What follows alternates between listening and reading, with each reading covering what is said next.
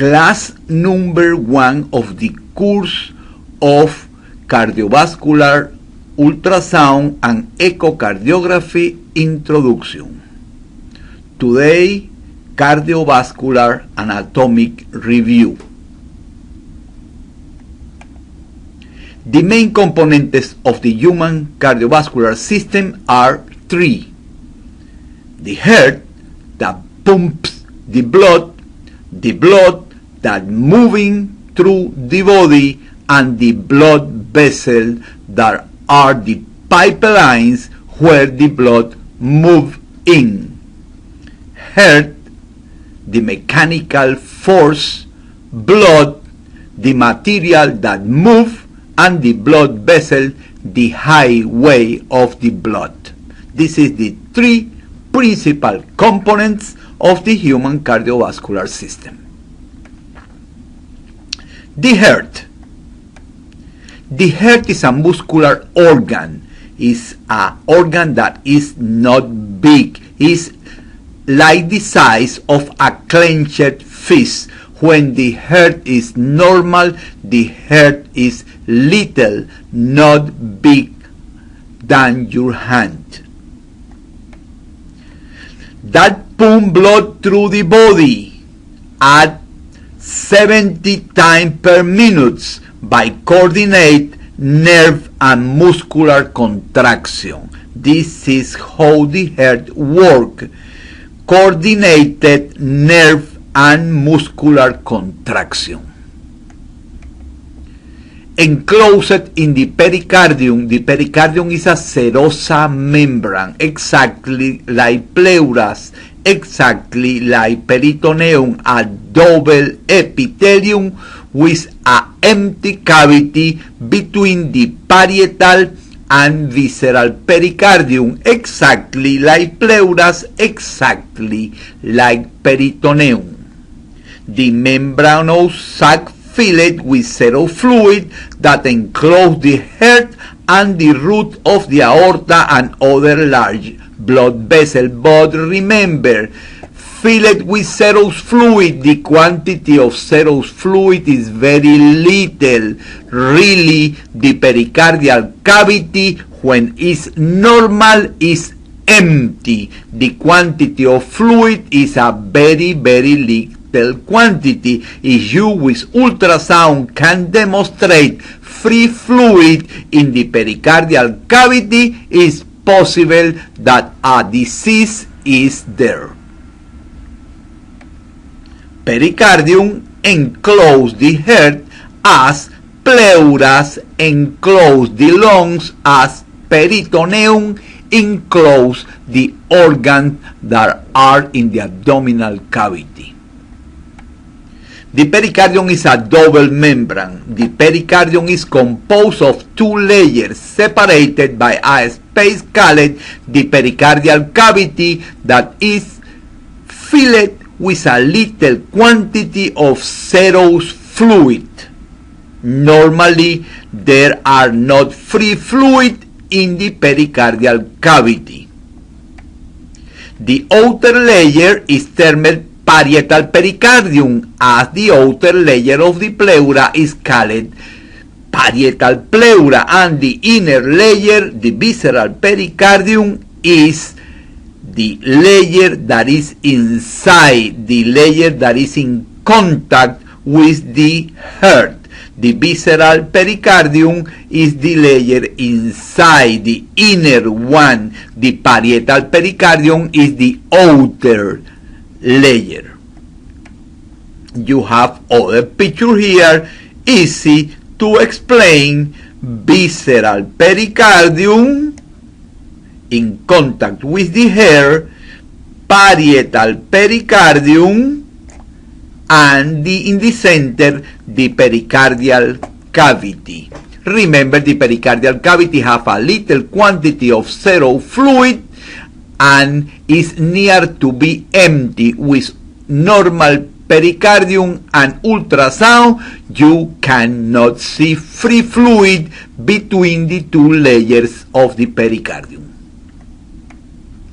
The parietal pericardium forms a strong protective sac for the hair and serve also to anchor it within the mediastinum.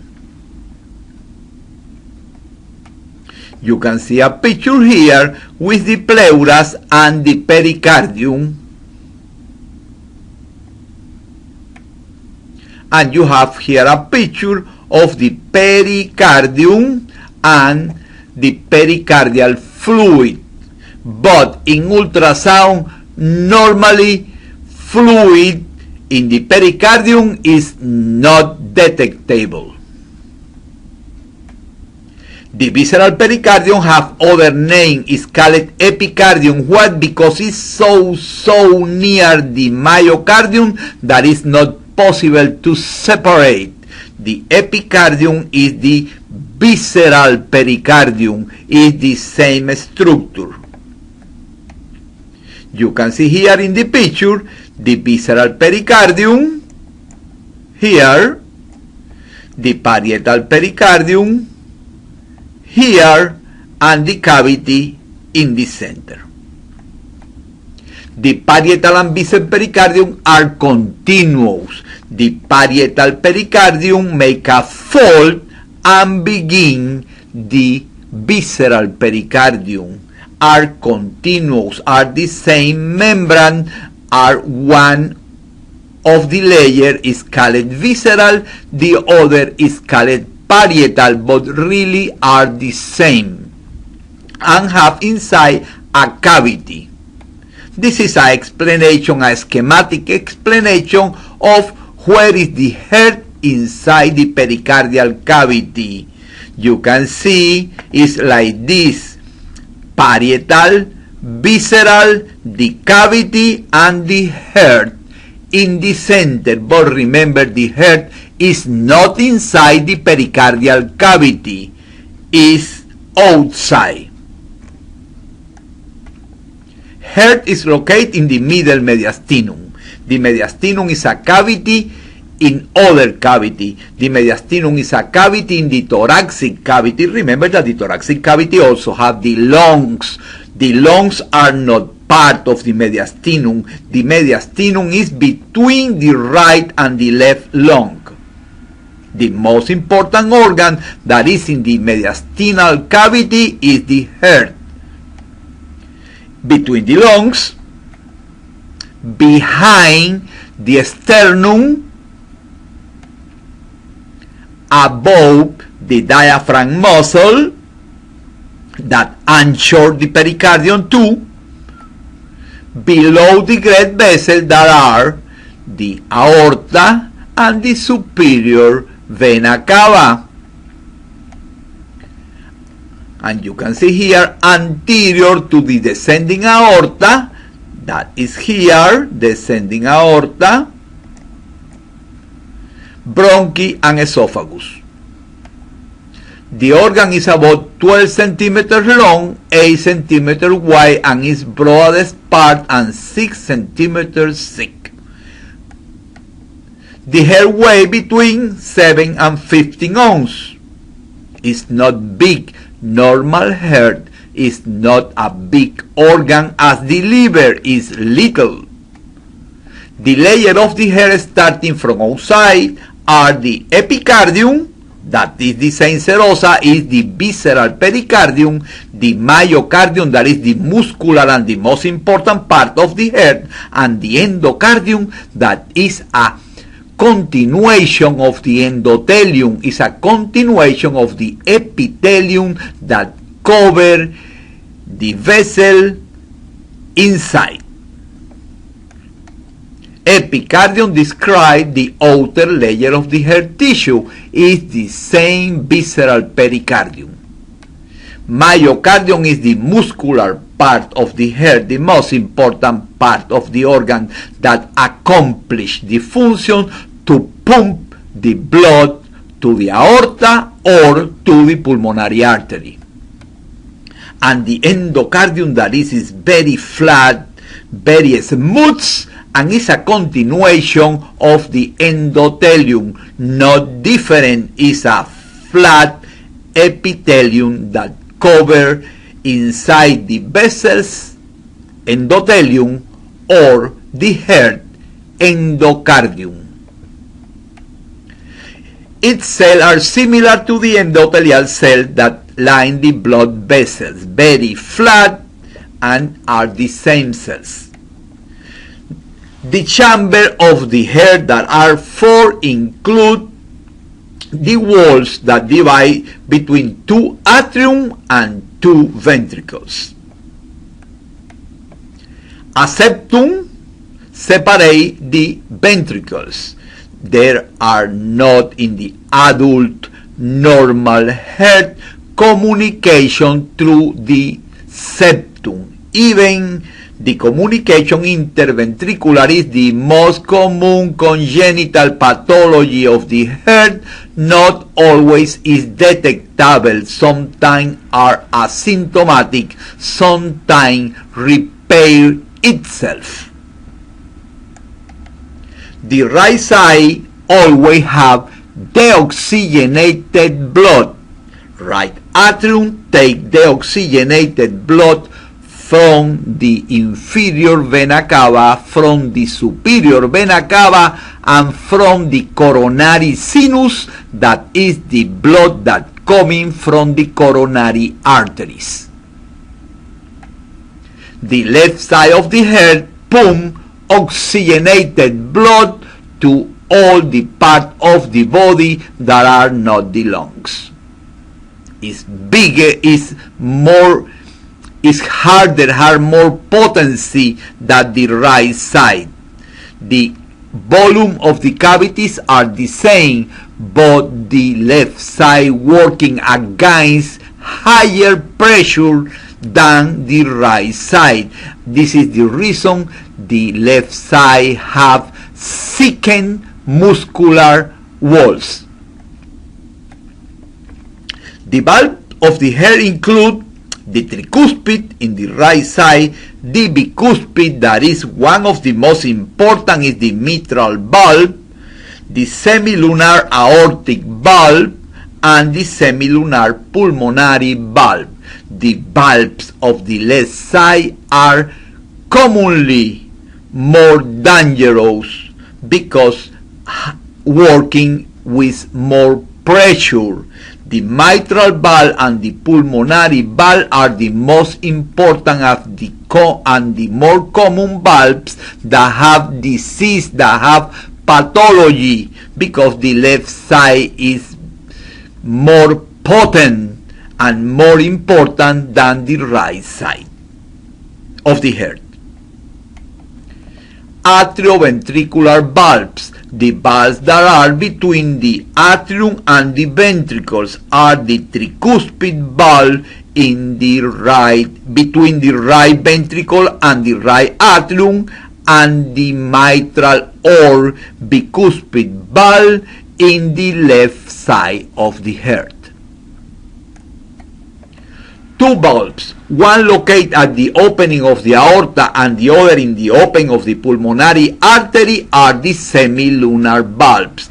Aortic valve is very important. There are a lot of pathology of the aortic valve, and in general is easy to detect with ultrasound.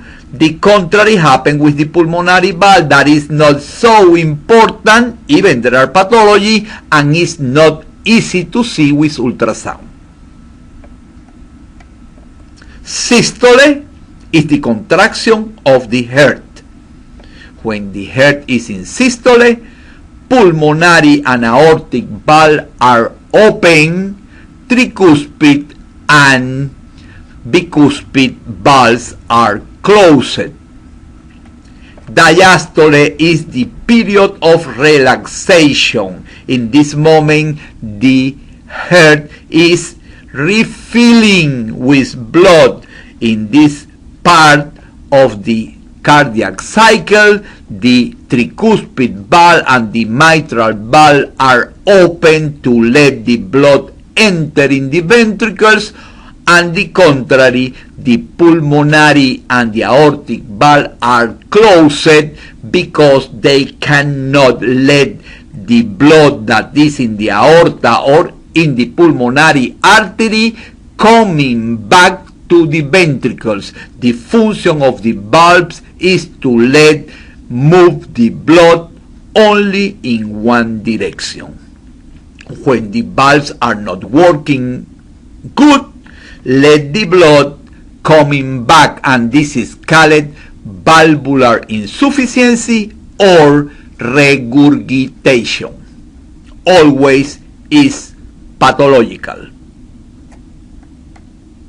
You have here a very good schematic picture about the heart, and I recommend that the student must be familiar with all the structures that are in this picture. You must recognize, of course, the right ventricle, the inferior vena cava that we call IVC, the tricuspid valve, the right atrium filled with deoxygenated blood, the pulmonary semilunar valve, the superior vena cava that also give blood to the right atrium, the aorta, the most important artery of the body, the brachiocephalic trunk, that is the origin of the right subclavian at the right commune carotid artery, the left commune carotid artery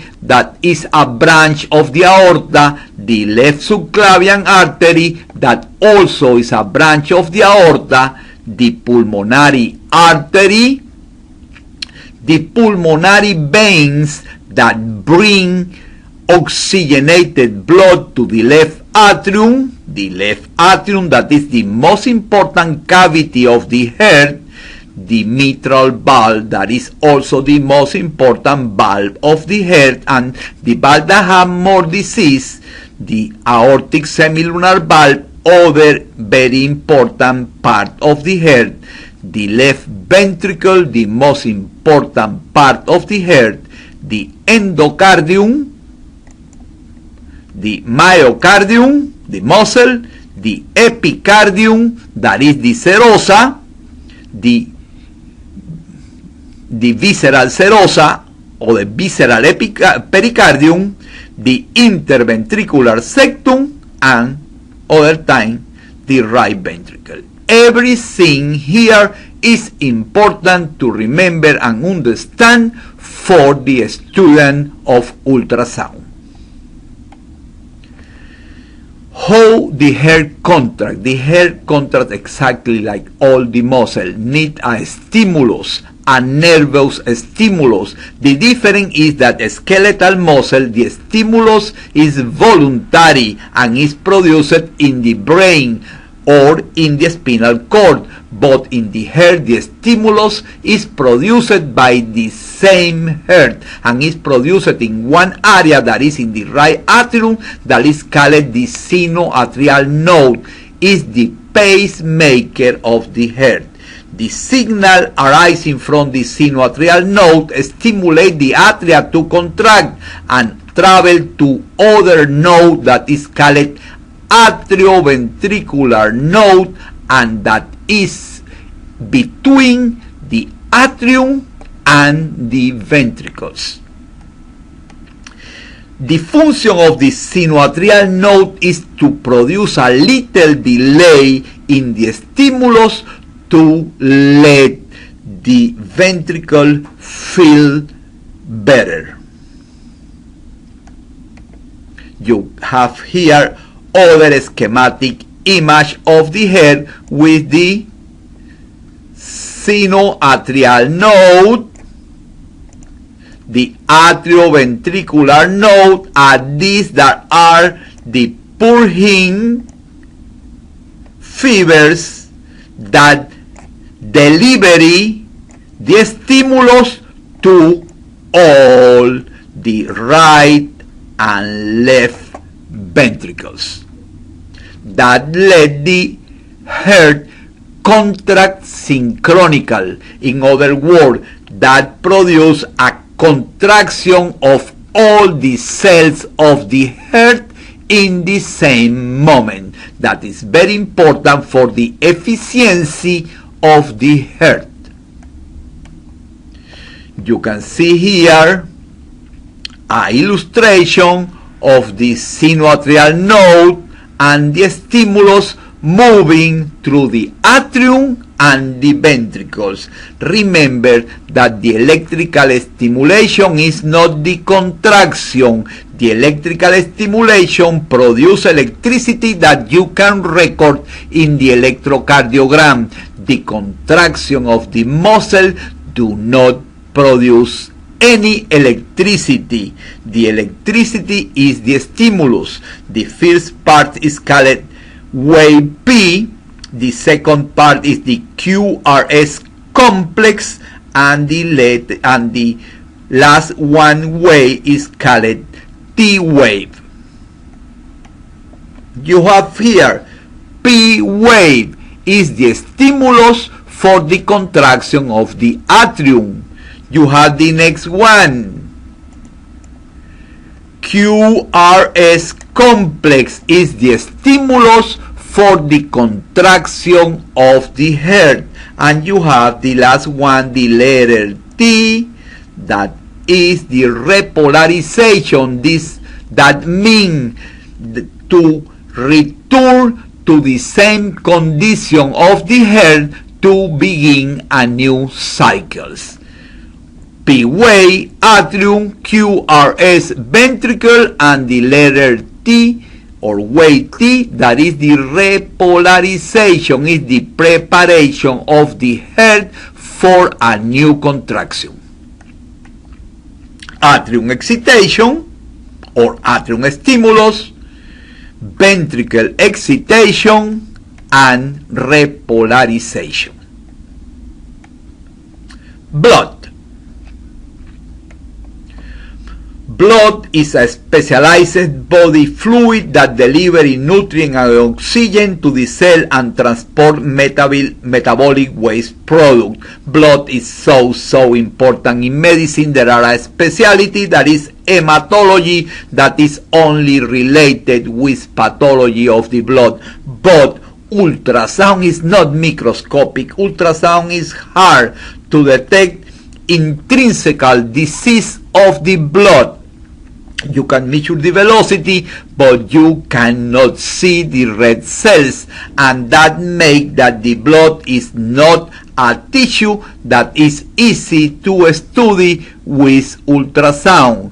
Blood is studied with microscopic. It's composed of cells suspended in a liquid called plasma. The plasma is 55% of the blood and is 92% water. Contain protein, glucose, mineral ion, hormone, CO2, platelets, and the most important, blood cells and red cells. The blood have albumin, is a very important protein that gives the capacity of the blood to retain water. It's like a sponge. The water remain inside the blood vessel because it's in equilibrium with the albumin. When there are not albumin or there are a hypoalbuminemia, the patient develop big edemas. The water of the vessel go outside and does not return. Clotting factor, very important, produced by the liver, are the factor that produce the clots. Are goods and are bad. Remember that the clots in the veins can go to the lungs. Clotting factor help the body to do not put the blood outside. Vessels. The vessels are the conduits for the blood. The blood vessels are the part of the circulatory system that transport blood through the body.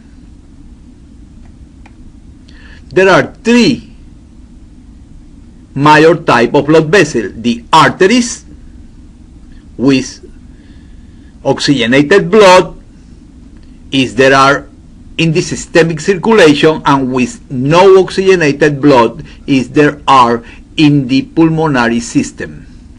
The capillaries, where the distribution of oxygen, metabolites, nutrients is doing, and the veins, the way to return the blood to the heart. Remember, arteries put blood away of the heart.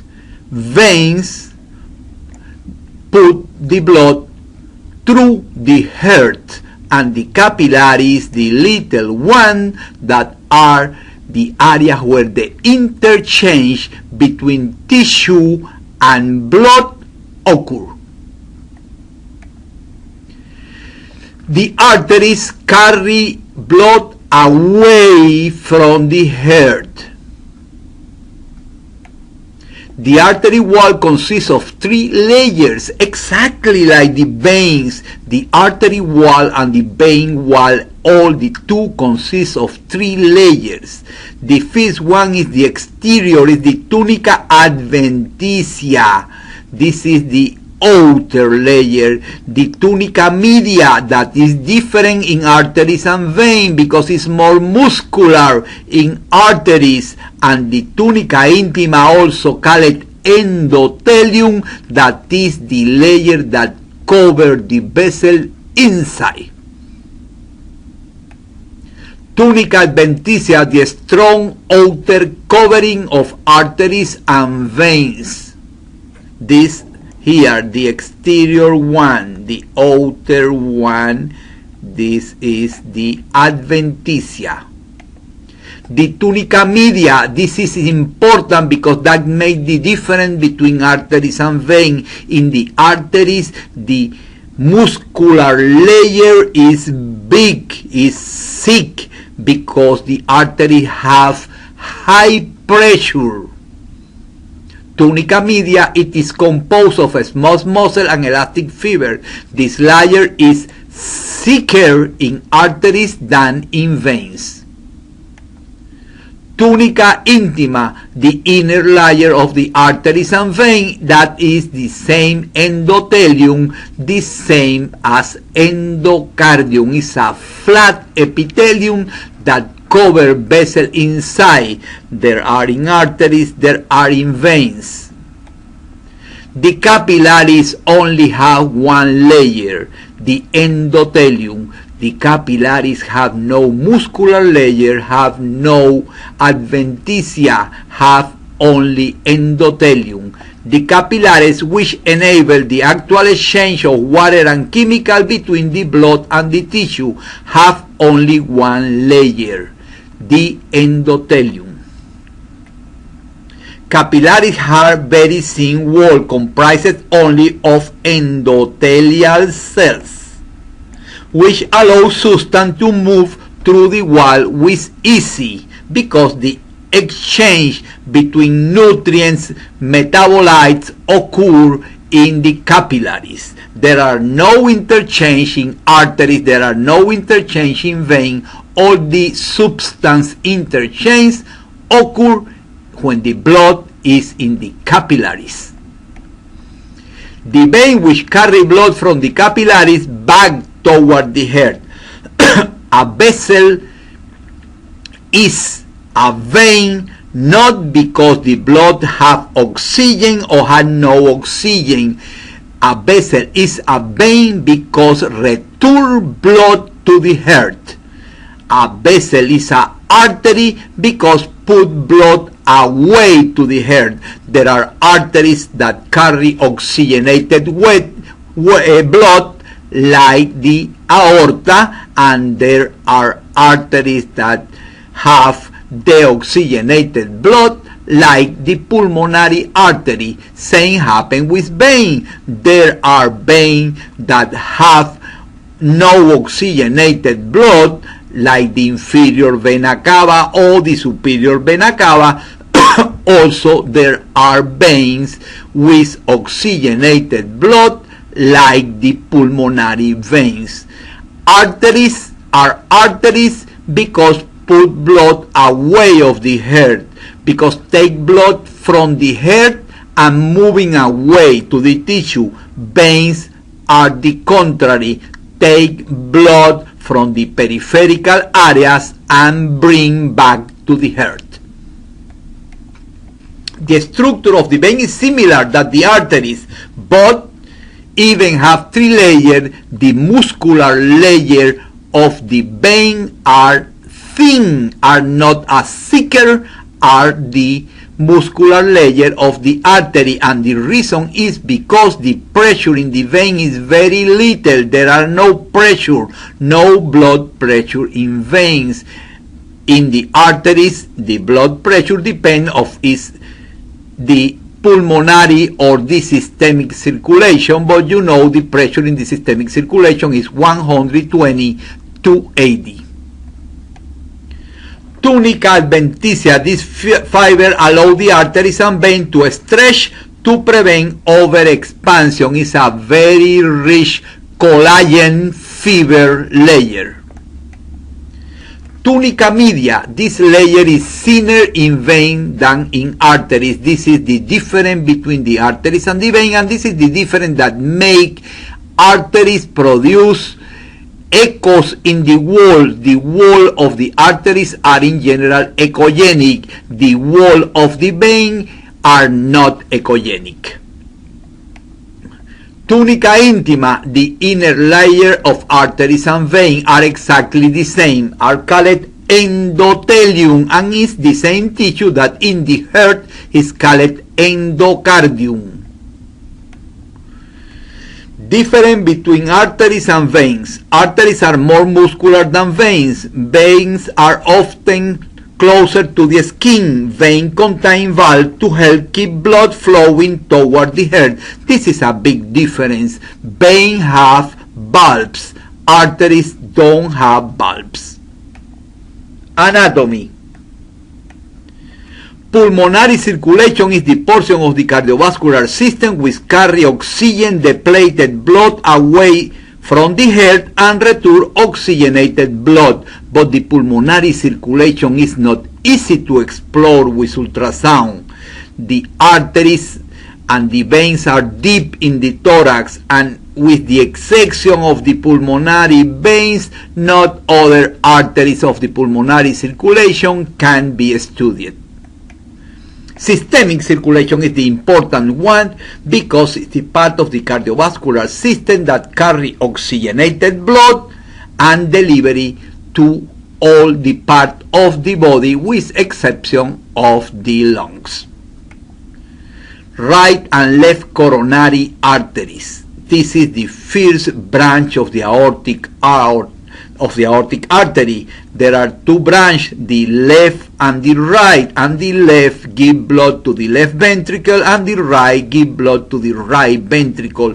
Very important in medicine. A lot of people suffer of ischemic attack of the heart because the coronary arteries don't work. After the coronary artery, the first branch of the aorta is called the brachiocephalic trunk. Other name is called the innominate artery, the artery without name. The brachiocephalic trunk is a large artery arising from the arc of the aorta and divide into the right subclavian and the right common carotid artery. That not happen with the left subclavian and the left common carotid artery that are branch that coming directly from the thoracic aorta. Right common carotid and right subclavian are branch of the brachiocephalic trunk. Left common carotid and left subclavian are branch directly from the aorta. The common carotid artery is an artery that supplies head and neck with oxygenated blood. The internal carotid artery are two major arteries, one on each side of the head and neck. You can see here the picture of the ultrasound of the bifurcation of the carotid artery. The bifurcation is in the internal carotid and the external carotid. They arise from the common carotid arteries, where these bifurcate into the internal and external carotid artery. The internal carotid artery go to the brain. The external carotid artery give blood to the head, to the muscle and the bone of the face and the head. The external carotid artery begin at the level of the upper board of the thyroid. You can see here in the ultrasound the bifurcation, the little one in general is the external, the big one in general is the internal carotid that go to the brain. The subclavian arteries are two major arteries. Subclavian because are below the clavicle. They receive blood from the arc of the aorta.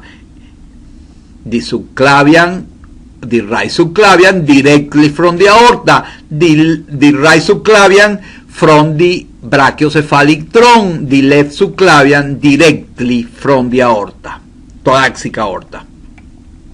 The subclavian artery supply blood to the arm, but have many branches. Have branch for the shoulder, have even branch that go to the brain, like the vertebral arteries, but the most important, the major quantity of blood is for the arm. The subclavian artery have a lot of little branch. One of the branches of the subclavian artery are the vertebral arteries that are important for sonographer because you must scan the vertebral arteries when you scan the carotid arteries. The vertebral arteries also give blood to the brain. They are branch of the subclavia, go up through the foramen, the little holes that there are in the transverse process of the cervical vertebrae, enter in the cranial cavity through the foramen magnum in the occipital bone, coming together and form the basilar artery. The basilar artery continue and finish in the circle of Willis, that is anastomosis inside the brain. They branch from the subclavian artery and merge to form the single midline basilar artery. This is the vertebral arteries that you can see are very curious, go through a little holes that are in the transverse process of the vertebral of the cervical vertebrae. Other vertebrae have no holes in the transverse process, only cervical vertebrae, because it's the path for the vertebral artery and also the vertebral veins.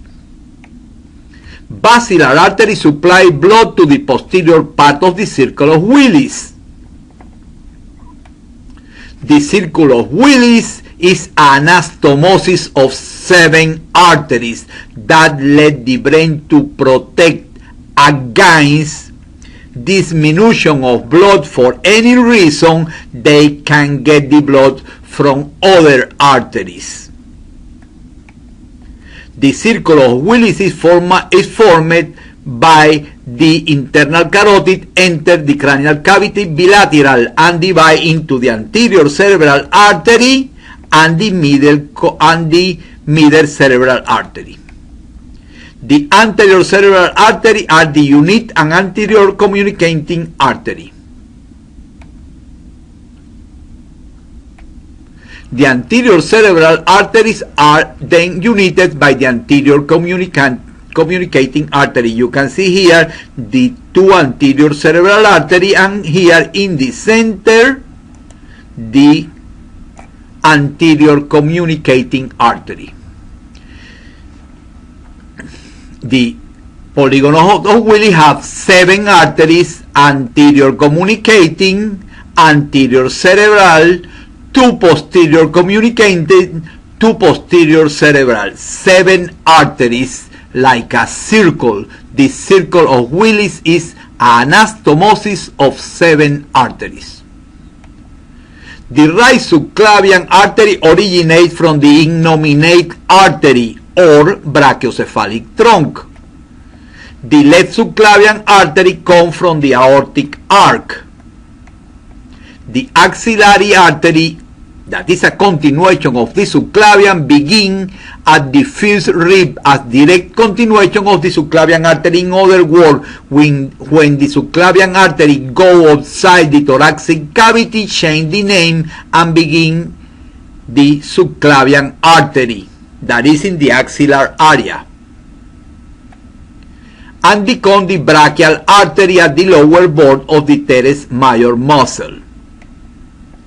It is parallel by the axillary vein. If you put the transducer in transverse position in the axilla, you can see very easy the axillary artery and the axillary vein. If you want to know which is which, you put pressure the axillary vein close the axillary artery not.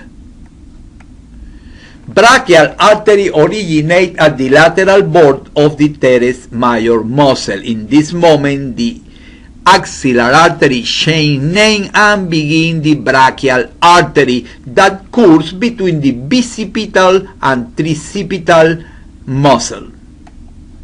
Course down anterior the humerus, posterior to the bicipital aponeurosis, biceps, triceps. And here is the brachial artery. Brachial artery have 3 main branches. One in the middle that is called profunda, is little, is not easy to scan, but if you want to see, you can localize. And at the final bifurcate in 2 arteries, one for the lateral part, that is the radial artery, one for the medial part of the arm, that is called ulnar artery. Brachial artery branch into radial and ulnar artery. You can see here radial artery, ulnar artery. The most important, there are little that is called the interosseous, but the 2 big ones that are important in ultrasound and there are in the protocol are the radial and the ulnar artery. Radial artery is the main blood vessel with oxygenated blood of the lateral aspect of the forearm. Radial artery become the deep palmar arc. The ulnar artery is the main blood vessel in the other side, in the medial aspect of the forearm, terminating the superficial, not the deep, the superficial palmar arc is formed by the ulnar artery. The deep is formed by the radial artery. The superficial palmar arc is formed predominantly by the ulnar artery. The deep palmar arc is an arterial network found in the palm. It is usually formed mainly from the terminal part of the radial artery. And in resume, deep palmar arc, radial artery, superficial palmar arc is coming to the ulnar artery. Palmar digital artery arrive from the convexity of the palmar arc and proceed distally, have the digital arteries here in the fingers and finish. Abdominal aorta, it begins at the level of the diaphragm, travel down posterior wall of the abdomen, front of the vertebral column and parallel to the inferior vena cava. You can see a diagram of the abdominal aorta and we are going to see different parts: celiac trunk, superior mesenteric artery, right renal, left renal, right testicular, you cannot see in ultrasound, left testicular, inferior mesenteric artery, and the bifurcation in the right common iliac and left common iliac. To repeat, celiac trunk with the hepatic artery and the splenic artery, superior mesenteric artery, right renal, left renal, right testicular artery, left testicular artery, inferior mesenteric artery, and the bifurcation in the right and left common iliac artery. Visceral arteries, celiac trunk that produce the hepatic artery, the splenic artery, and also the left gastric artery. Superior mesenteric artery, middle suprarenal that is not easy to see, renal arteries that are 2, gonadal arteries that are 2, and the inferior mesenteric artery that is not easy to see with ultrasound. Celiac trunk, hepatic artery, left gastric, splenic artery, superior mesenteric, right and left renal artery, right gonadal, left gonadal, that is the same that say testicular, the inferior mesenteric artery, and the bifurcation with the right common iliac and the left common iliac. You can see here a ultrasound of the abdominal aorta, and you can see the superior mesenteric artery and the celiac trunk. Ultrasound of the aorta. You can see a picture with a aortic aneurysm, a common pathology that is very common protocol in ultrasound, the following of a aortic aneurysm. And here you can see the ultrasound, how you see aortic aneurysm for ultrasound. Ultrasound is very important in aortic aneurysm. You can see a picture of aortic aneurysm, or in other words, a big dilatation of the abdominal aorta. Celiac trunk. The celiac artery supply oxygenated blood a lot of organs, liver, stomach, esophagus, because it's in the superior part of the abdomen, and there are a lot of organs in the superior part of the abdominal cavity. You can see here a CT scan of the abdominal artery. This is the hepatic artery, this is the splenic artery. This is in ultrasound, and you can see that the bifurcation of the celiac trunk have a name, that is the seagull, that like a bird. This is the right and the left side. This is like a bird. This is the celiac trunk, this is the hepatic artery, and this is here the splenic artery. Other picture of the celiac trunk here, superior mesenteric artery and aorta here. Superior mesenteric artery supply blood to the intestine from the lower part of the duodenum until the transverse colon. Jejunum, ileum, duodenum, ascending colon, and the half of the transverse colon take blood from the superior mesenteric artery. You can see here the superior mesenteric artery give blood to the intestine until the half of the transverse colon. The middle suprarenal are not very important. You cannot see with ultrasound, are two small vessels which arise from either side of the abdominal aorta. Renal arteries normally arise of the side of the abdominal aorta immediately below the superior mesenteric artery.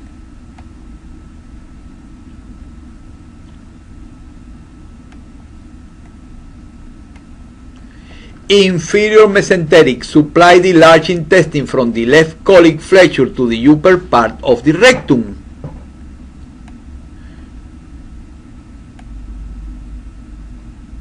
You can see here the inferior mesenteric artery have anastomosis with the superior mesenteric artery and give blood to the half of the transverse colon, the descending colon, the sigmoid colon, and part of the rectum. Not all the rectum, only the superior part of the rectum. The common iliac arteries are two large arteries that coming from the bifurcation of the aorta. The common iliac arteries bifurcate in the external and internal iliac artery. The internal iliac artery, formerly known as the hypogastric artery, is the main artery of the pelvis with a lot of branch for the different organ and the important organ that are in the pelvis. Remember that the pelvis is very important for ultrasound because organ are the pelvis are easy to scan with ultrasound. The internal iliac artery that I say have a lot of branch, give blood to the organ of the pelvis, the buttocks, and even to the medial compartment of the thigh. Is a branch that have a lot of different branch. It begins at the bifurcation of the common iliac artery. You can see here the bifurcation of the common iliac artery. This is the external, this is the internal. You can see the bifurcation in the left side, internal and external. The external iliac artery is a large artery and very important for us because the external iliac artery, when passed through the inguinal ligament, begin calling the femoral artery, and the femoral artery is a very common artery to scan in ultrasound. The external iliac artery arises exactly as the internal iliac artery from the bifurcation of the common iliac. This is the external, this is the internal, this is the bifurcation. To repeat, this is the bifurcation, this is the internal, and this is the external that coming to the upper limb when the artery pass the inguinal ligament, change the name and begin calling femoral artery. The femoral artery is a large artery in the muscle of the thigh. Very, very large artery, very, very important in ultrasound. The femoral artery starts at the continuation of the external iliac. You can see here external iliac, inguinal ligament, and begin called common femoral artery. The femoral artery starts a continuation of the external iliac artery behind the inguinal ligament. This is the inguinal ligament. When the external iliac pass behind the femoral ligament, begin the common femoral artery. The femoral artery pulse can be palpated at the femoral triangle. Is one of the other pulse. The profunda femoris or profunda femoral artery is a branch of the femoral artery that travels more deeply. Some radiologists, vascular surgeons, and other specialist physicians refer to the femoral artery as the superficial femoral artery, after the profunda femoris artery branch point to differentiate the femoral artery segment before and after the branch point.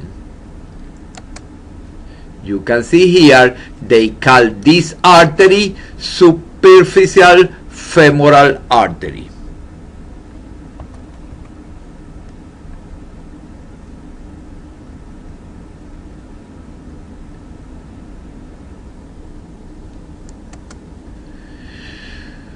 superficial femoral artery here. This is the femoral artery after the profunda femori. These tests historically have not been used by anatomists and have fallen out of favor with most physicians because it has led to considerable confusion with the accompanying vein, the femoral vein, which, if called superficial femoral vein, might incorrectly be assumed to be a superficial vein as opposed to a deep vein. The superficial femoral vein is a deep vein because have artery, and this is the problem. If you like the artery, if you give the name of the artery superficial femoral artery, the vein is called superficial femoral vein, but the superficial femoral vein is not a superficial vein, it's a deep vein. This is the problem when you call superficial femoral vein. Some people use only femoral vein, not superficial femoral vein. The femoral artery at the upper part of the thigh lies in the front of the hip joint. This is the same place that you can take the pulse in the anterior part of the articulation. This is the femoral artery. You can see here a person scanning the left femoral artery of a patient near the inguinal ligament. Here, this is the inguinal ligament. In other words, she is scanning the common femoral artery. You can see here the femoral artery with color Doppler.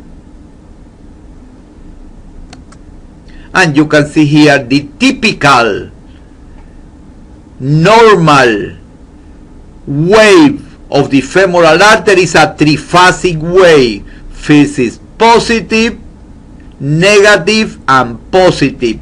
Three waves, 1, 2, and 3. This is the normal shape of a normal femoral artery, triphasic or multiphasic. In the lower part of its course, it lies in the medial side of the body of the femur. The femoral artery ends at the junction of the middle with the lower third of the thigh, where it passes through an opening in the Hunter canal to become the popliteal artery. The femoral artery, after go through the Hunter canal, begin the popliteal artery that need to be scanned from the back of the leg, not from the side, from the back, the popliteal artery. The popliteal artery supplies blood to the knee, joint, and muscle, and is very easy to scan. It is accompanied, of course, with the popliteal vein, and of course the popliteal vein is a deep vein because have an artery. Remember, superficial veins have no artery, and remember that the superficial vein of the lower limb are the gridsa vena and the lesser vena that we are going to study right now. You can see here the popliteal vein and the popliteal artery, and you can see how scan the popliteal artery behind the knee. This is a posterior scanning, the scanning of the popliteal artery. The termination of the popliteal artery is a bifurcation into the anterior tibial and the posterior tibial artery. Bifurcation, anterior tibial artery, posterior tibial artery. The anterior tibial artery of the lower limb carries blood to the anterior compartment of the leg and dorsal surface of the foot. It crosses anterior aspect of the ankle joint, at which point it becomes the dorsalis pedis artery. Dorsalis pedis artery is here in this area and is the last artery that normally in the protocol you take if you are not doing photoplethysmography of the finger of the leg. The dorsal pedis artery is a blood vessel that carry blood to the dorsal surface of the foot. It's the continuation of the anterior tibial artery. You can see here with a continuous ultrasound transducer over the dorsal pedis artery. That is a branch of the tibial anterior artery. The posterior tibial artery carry blood to the posterior compartment of the leg, the plantar surface of the foot. This is the posterior tibial artery, and this is the peroneal artery, that is a branch of the posterior tibial artery. You can see here with the continuous transducer scanning the posterior tibial artery. The peroneal artery supplies blood to the lateral compartment of the leg and is a branch of the posterior tibial artery. You can see here posterior tibial artery, and this is the peroneal artery, that is a branch of the posterior tibial artery. You can see here the picture of the arteries: aorta, common iliaca, external iliaca, femoral artery, popliteal, posterior tibial and anterior tibial, and the dorsal pedis artery. This is in general the protocol: a picture in the common iliac artery, a 3 picture in the femoral artery, 1 picture in the popliteal artery, 1 picture in the tibial artery, in the posterior tibial artery, and 1 picture in the dorsal pedis. In general, they don't asking you for the picture in the anterior tibial artery if you have a good blood flow in the dorsal pedis. That is the continuation of the tibial anterior artery. You have here the schematic picture of the flow of blood in the lower extremity, abdominal aorta, right common iliac, bifurcation, internal, external, external become the femoral become the popliteal have a bifurcation in the anterior and posterior tibial, and the anterior tibial finish in the dorsal pedis artery. The superficial and deep palmar arc are accompanied by superficial and deep venous arcs. We are going to explain right now the veins of the upper limb. The deep vein accompany their respective arteries and are called their name. If you have a vein that have artery, necessary is a deep vein, because the superficial veins have no artery, and the deep vein have the same name of the artery that they accompany. Ulnar veins are the principal part of the medial part of the forearm.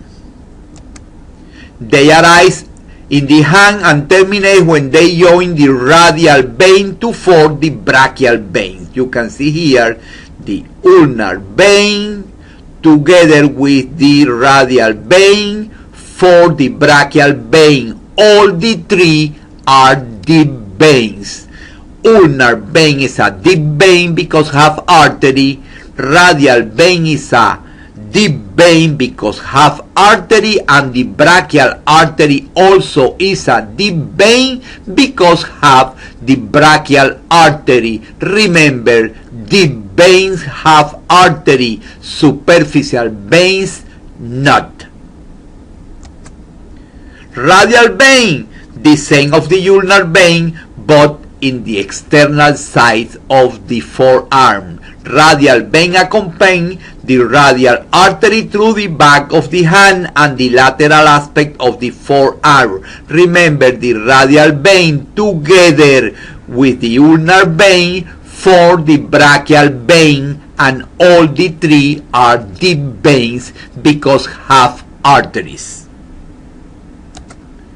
They join the ulnar vein to form the brachial veins. Here, the brachial vein that a lot of time is not only one, is two brachial veins. It's very typical to have two brachial veins. This is the brachial artery, brachial vein, and other brachial vein. Same name, sometimes are two, sometimes is only one. This is very common in veins to have two, not only one. Also is common in the femoral vein, two femoral vein, but always only one artery.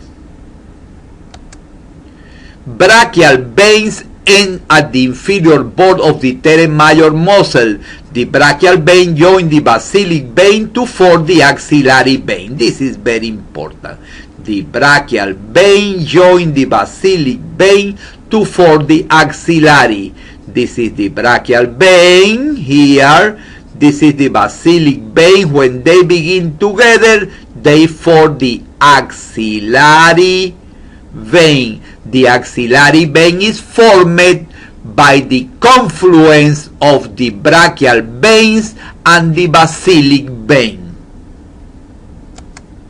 You can see here basilic vein, brachial vein that sometimes are two coming together and form the axillary vein. Axillary vein. The cephalic vein is superficial vein because it has no artery of the upper limb. It communicates with the basilic vein via the median cubital vein. You can see here a communication between the cephalic and the basilic, but not everybody have the same distribution of vein. Veins are very different in different patients. You can see here different combinations of the median vein, basilic vein, and cephalic vein. Very different in different people. It is located in the superficial fascia along the anterolateral surface of the bicep brachii muscle. Looking, this is a superficial vein, have no artery. This is a deep vein here because have artery. This is the brachial vein. This is the cephalic vein. The axillary vein is a large blood vessel that covers blood from the lateral aspect of the thorax, axilla, and upper limb toward the head. The axillary vein is a very complex area, not easy. Subclavian vein is the continuation of the axillary vein and runs from the outer border of the fifth rib to the medial border of the anterior scalene muscle. This is the continuation of the axillary vein is the subclavian vein. In other words, the same order of the artery is the same order of the vein. Subclavian artery becomes axillary artery. Axillary vein becomes subclavian vein. It joins with the internal jugular vein to form the brachiocephalic vein. Brachiocephalic vein are two, the right brachiocephalic vein and the left brachiocephalic vein that together form the superior vena cava that is in comparison with the inferior vena cava a very short vessel. Superior vena cava is very short, formed by the union of the two brachiocephalic veins, and the inferior vena cava of the contrary is a very, very long vein. You can see here all the combination. The blue dark are the deep veins, the light blue are the superficial vein, and you have here the medial cavity, that is a communication between the cephalic, that is this, and the basilic, that is this. And you can also see when the basilic vein enter in the brachial vein, begin the axillary vein, and when the axillary vein take the cephalic vein, begin the subclavian vein. The subclavian vein, together with the external jugular,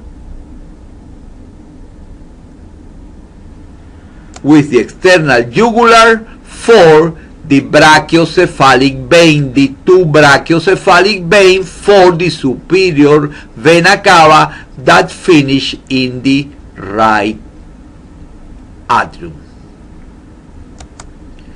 The popliteal vein course run alongside the popliteal artery, is orient and is defined by the junction of the posterior tibial vein and the anterior tibial vein.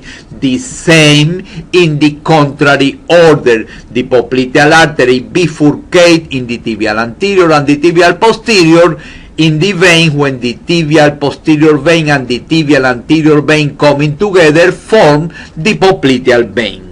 Are deep veins because have arteries. The femoral vein begin at the Hunter canal, the same canal where is the femoral artery.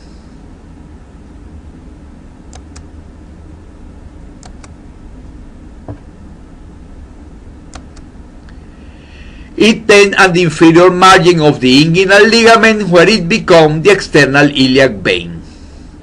The femoral vein, or called superficial femoral vein, that is not a superficial vein, begin in the popliteal, finish in the external iliac vein. The great saphenous vein is a superficial vein, have no artery, is medial. You can see here a varicose great saphenous vein. The great saphenous vein then courses laterally to lie on the anterior surface of the thigh. You can see here is a very, very long vein. It's the longest vein of the body and is very important for cardiac surgery. For cardiac bypass, they use the great saphenous vein. And the sonographer need to map the great saphenous vein to know if this is good for heart bypass.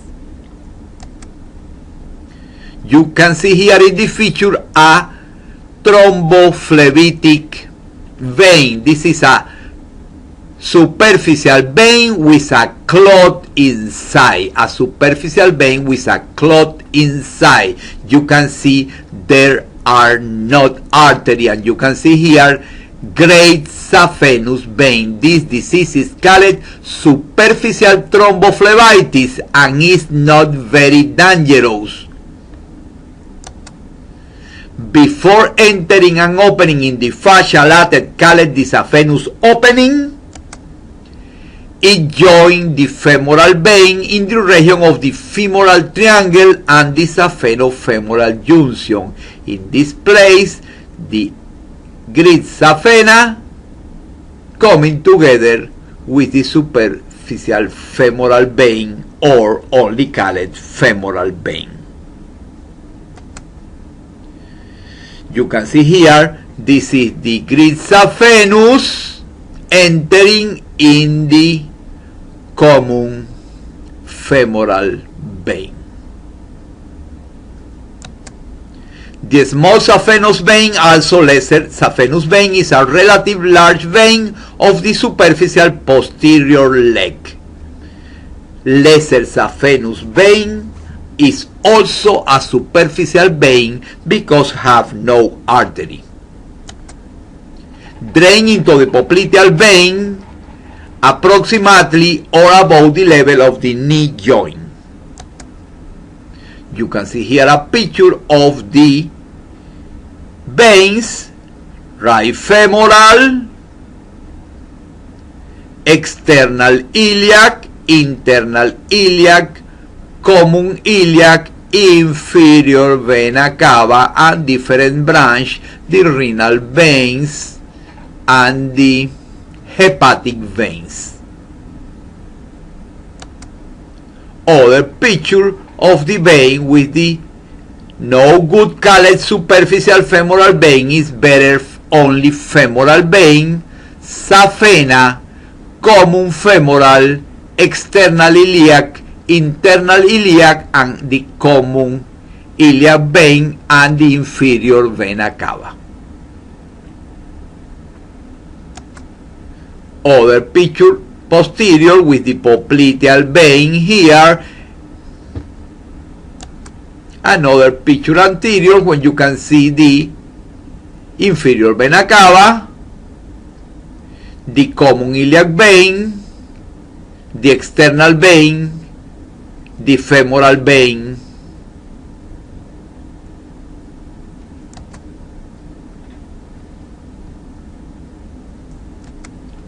And this is the schematic picture of the veins. You can see here the right great saphenous vein and the right saphenous vein. The great saphenous vein finish in the femoral. The lesser saphenous finish in the popliteal.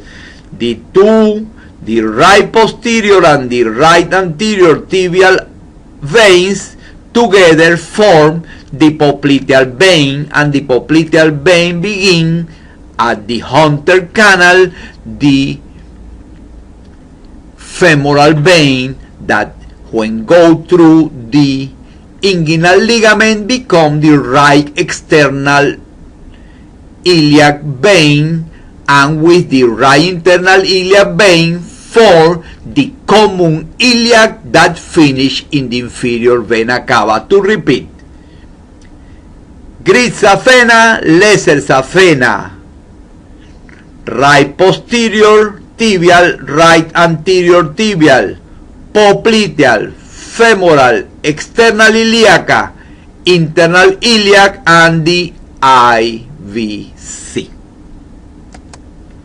Superior mesenteric vein. The superior mesenteric vein is very important because drain blood from the small intestine.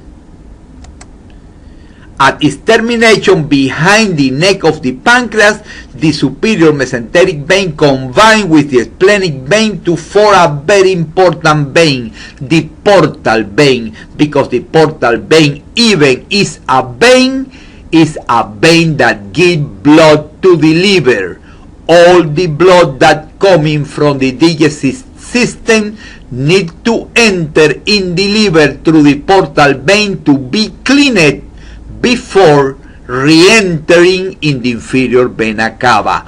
All the blood of the digestive system need to be cleaned before entering in the inferior vena cava and entering in the liver through the portal vein that is formed by the confluence of the superior mesenteric vein and the splenic vein. Superior mesenteric vein is this one that together with the splenic vein in the confluence for the portal vein. A splenic vein, a vein formed by the union of several small veins that together with the superior mesenteric vein form the portal vein. You can see here the ultrasound of the confluence. This is the confluence and this is the splenic vein. You can see here also the superior mesenteric artery, the aorta, the inferior vena cava. A splenic vein is this one here. A splenic vein with superior mesenteric vein in the confluence form the portal vein.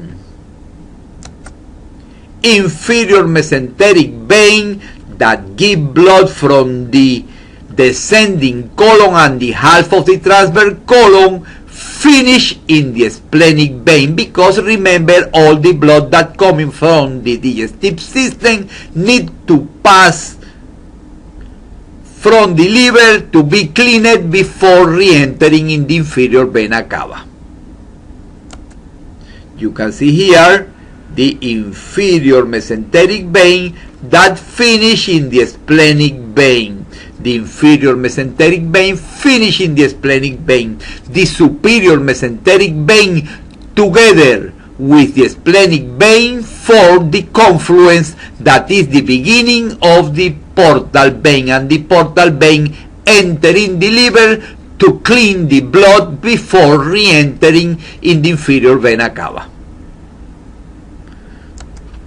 Portal vein, a very important and not too long vein, that is the vein that give blood to the liver. And this is paradoxical, because in general veins don't give blood, veins take away blood, but the portal vein is a very different vein, give blood to the liver, because all the blood of the digestive system need to be cleaned in the liver before re-entering in the inferior vena cava. The portal vein carries blood from the digestive tract to the liver and is formed by the conjunction or the confluence of the splenic vein and the superior mesenteric vein. You can see here this little part is the portal vein, the main portal vein that bifurcate in the right portal vein and the left portal vein that go to the liver when the blood is cleaned and re-enter in the inferior vena cava. This is a hepatic vein color Doppler, is not the portal vein. And you can see here a spectral Doppler of the portal vein looking something that is uncommon. Is a vein, but the wall of the portal vein are very echogenic. The walls of the portal vein are echogenic. You can see here the spectral Doppler of the portal vein that is influenced by the heart beating. This is for that have a shape that is not common in other veins. You can see here the repetition: inferior mesenteric vein, superior mesenteric vein, splenic vein, confluence, and the portal vein here. Other picture, you can see here superior mesenteric vein, splenic vein, confluence, portal vein, and you have here the inferior mesenteric vein that finish in the splenic vein. Confluence, where the splenic and the superior mesenteric vein coming together to form the portal vein.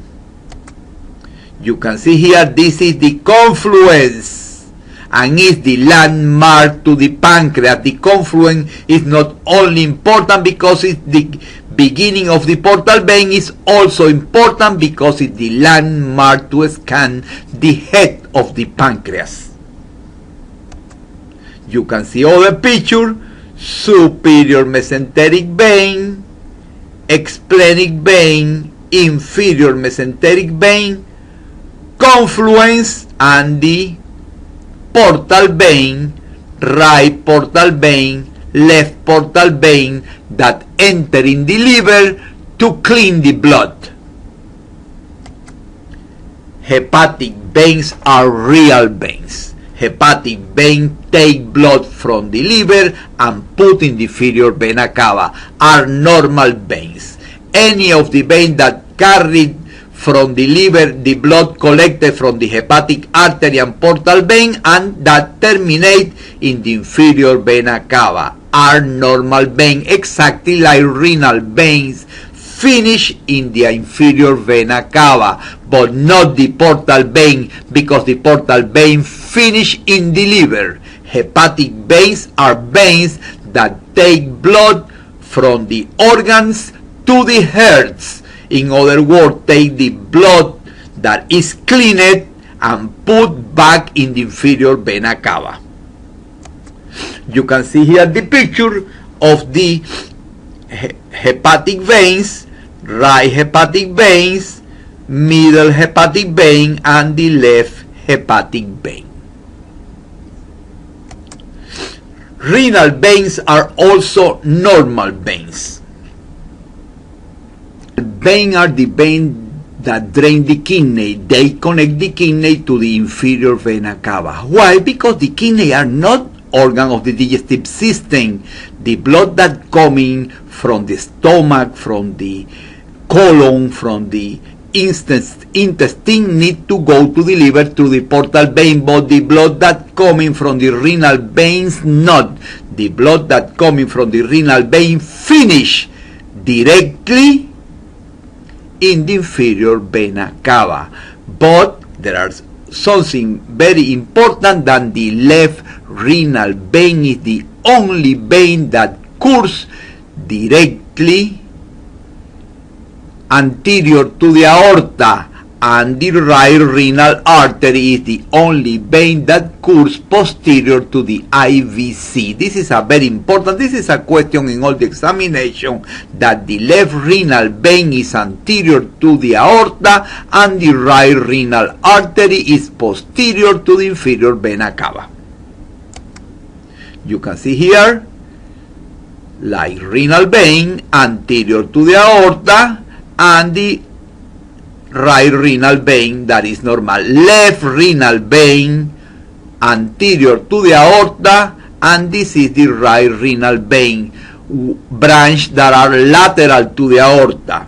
Of course, you can see that the left renal vein is longer than the right renal vein, because it's the position of the inferior vena cava that made shorter the right renal vein and longer the left renal vein. But remember, the left renal vein is the only vein that courses anterior to the aorta, and the right renal artery is the only artery that courses posterior to the inferior vena cava.